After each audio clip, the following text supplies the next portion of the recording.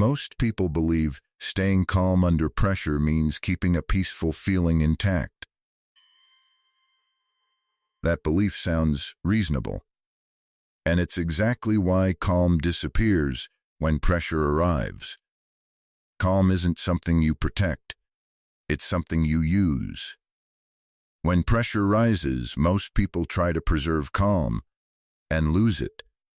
This guide examines why that happens and what calm is actually meant to do under pressure.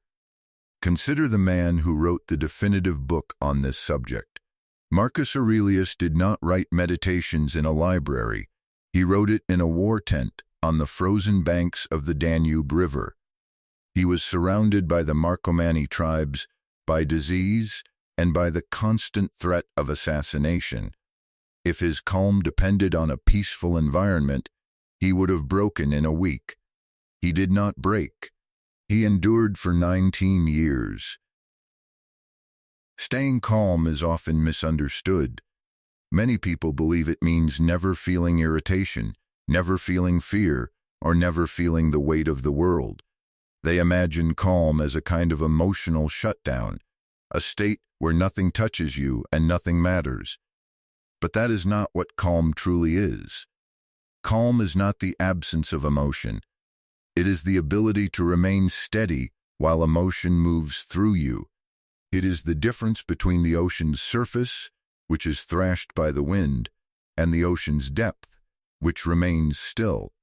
In this analysis, we will dismantle the illusion of a stress-free life. We will replace it with the reality of a stress-proof mind. We will look at 3 specific historical crises Marcus Aurelius faced to understand how this philosophy functions in reality. We will examine the frozen frontier of the Danube, the devastation of the Great Plague, and the treason of his closest friend. Through these events, we will uncover the 3 pillars of Stoic resilience: the active calm, the inner citadel, and the discipline of ascent. This is not about suppressing your humanity. It is about mastering it. It is about building a mind that does not require the world to be quiet in order to function. Let us begin by correcting a definition. When we say we want calm, what we usually mean is that we want comfort. We want the emails to stop. We want the bills to be paid.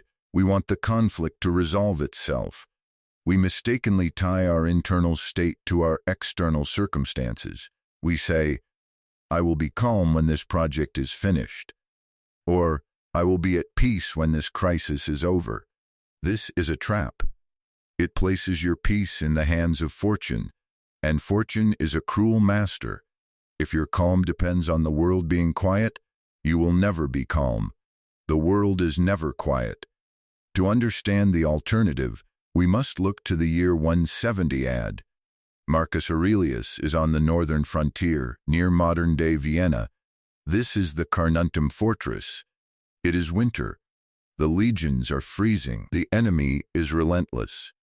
Marcus is not sleeping in a palace. He is sleeping in a military camp. The air smells of smoke, unwashed bodies, and sickness. He is aging. He is physically frail, suffering from stomach ulcers and chronic pain that makes sleep difficult. By all modern standards, he should be broken. He should be panicked. He has every excuse to be reactive. Yet, he opens his journal and writes, "Nowhere can man find a quieter or more untroubled retreat than in his own soul." This is the first lesson. Calm is a place you go to, not a place you wait for. It is an active state. It requires effort. It is not a relaxation technique. It is a discipline. When the Stoics speak of ataraxia, tranquility, they are not speaking of lethargy. They are speaking of the readiness of a soldier. A soldier who is calm is not asleep. He is alert. He is prepared. He is dangerous because he is focused. Panic is a waste of energy. Anxiety is a misuse of imagination. When we lose our calm, we are usually reacting to a future that has not happened, or reliving a past that is already gone. Marcus reminded himself, in those freezing nights, Never let the future disturb you. You will meet it, if you have to, with the same weapons of reason which today arm you against the present. This does not mean you do not feel the pressure. It means you do not let the pressure dictate your action. You are allowed to feel the adrenaline. You are allowed to feel the initial spike of fear. That is biology. That is instinct. But what happens next is philosophy. The misunderstanding is that you must wait for the feeling to pass before you can act. The Stoic acts through the feeling. You acknowledge the weight. You acknowledge the stakes. And then you return to the task at hand. Calm is not a soft pillow. It is a steel rod in your spine. It holds you upright when the gravity of the situation tries to crush you. Consider the pressure you face today. Is it truly greater than the command of a starving army on a frozen border? Likely not. And yet, the mechanism for handling it is the same. You do not ask for the pressure to lift. You ask for your back to strengthen. This shift is quiet, but powerful. It changes you from a victim of circumstance into a master of your own mind. But what happens when the pressure is not just a challenge, but a catastrophe? In the late 160s, soldiers returning from the East brought back something far deadlier than an invading army. They brought the Antonine Plague. It was a pandemic that devastated the Roman world. It killed perhaps 5 million people. In Rome, carts were piled high with bodies daily. The economy collapsed. The army was decimated. There were not enough men to man the walls, and there was not enough money to pay them. Marcus buried his own children during this time. He watched his plans crumble. He watched the empire he loved suffer economically and physically. In this moment of total systemic collapse, Marcus performed an act that defines Stoic leadership. He did not raise taxes on the poor. He did not hoard resources. He held an auction. For 2 months, in the Forum of Rome, the emperor sold his own possessions. He sold the golden goblets, the crystal vases, the silk robes of his wife, and the crown jewels. He stripped his palace bare to fund the war and save the economy. This act was not just political, it was philosophical. It was a physical demonstration of the inner citadel.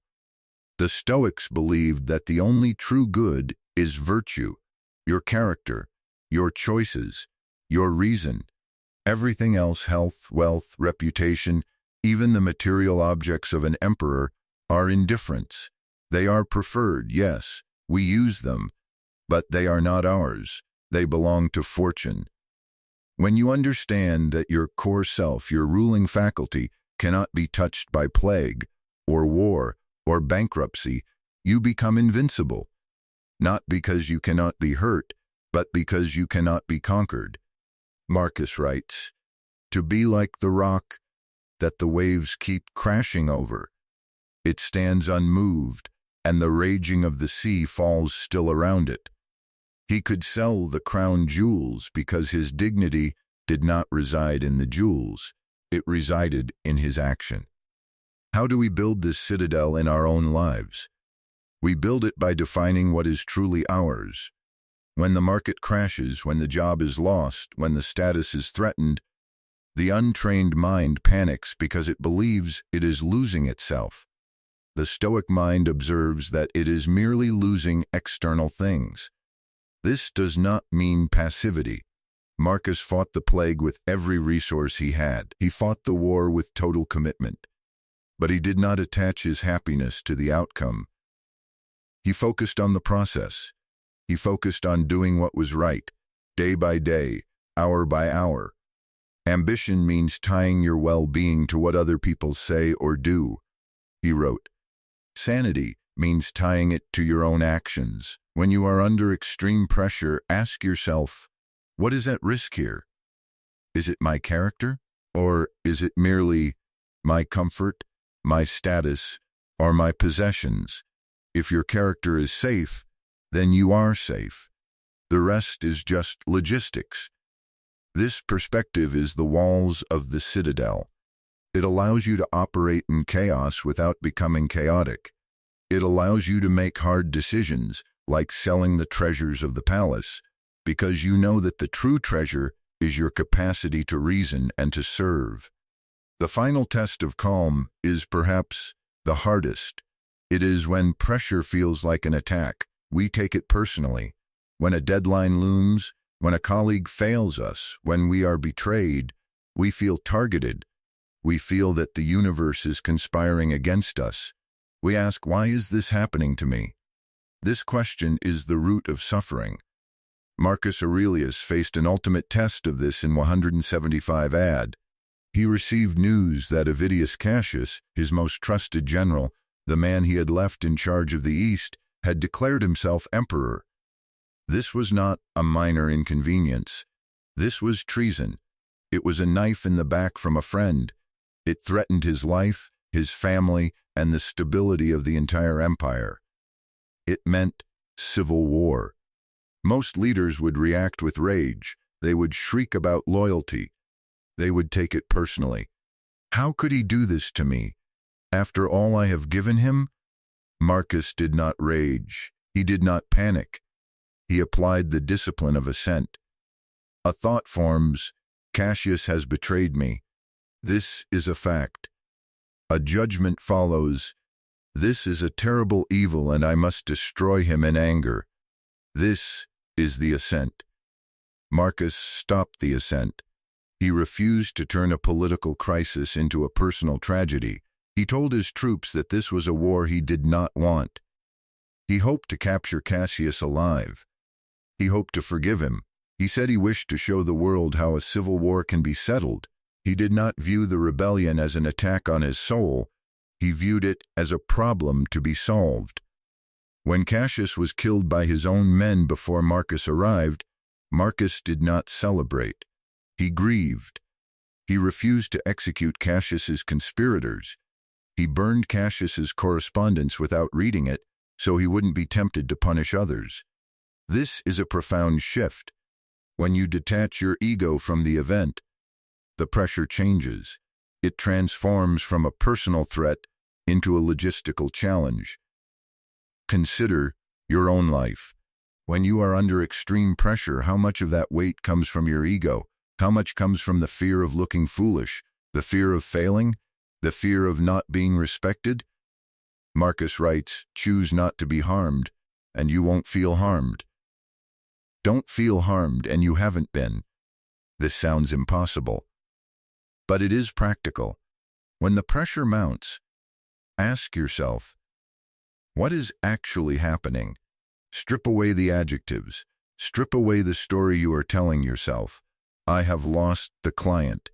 That is a fact. I am a failure. That is a story.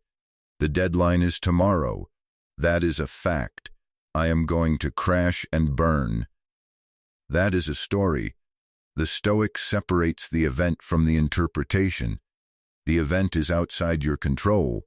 The interpretation is entirely within your control. Pressure feels like an attack only when we defend a fortress that does not need defending.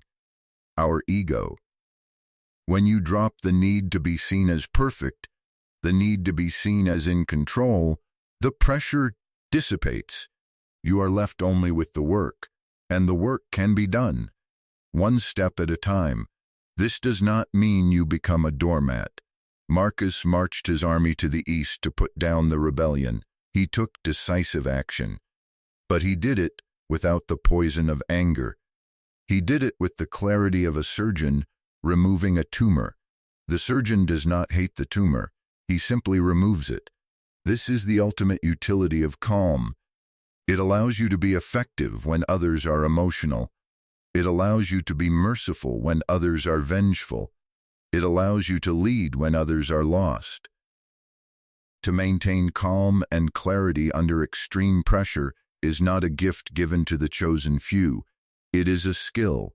It is a heritage left to us by men like Marcus Aurelius. It requires us to abandon the hope for a trouble-free life. It asks us to stop seeing pressure as an enemy and start seeing it as a forge. The calm you seek is not in the future. It is not in the vacation. It is not in the retirement. It is in the refusal to add judgment to injury. It is in the fortress of the inner mind. It is in the acceptance of what is. You are allowed to be tired. You are allowed to be challenged. But you are not allowed to surrender your reason. The world can take your money. It can take your status. It can take your health. But it cannot take your mind unless you give it away. Keep it. Guard it. It is always available to you. Here. Now. With the next breath. And the next choice.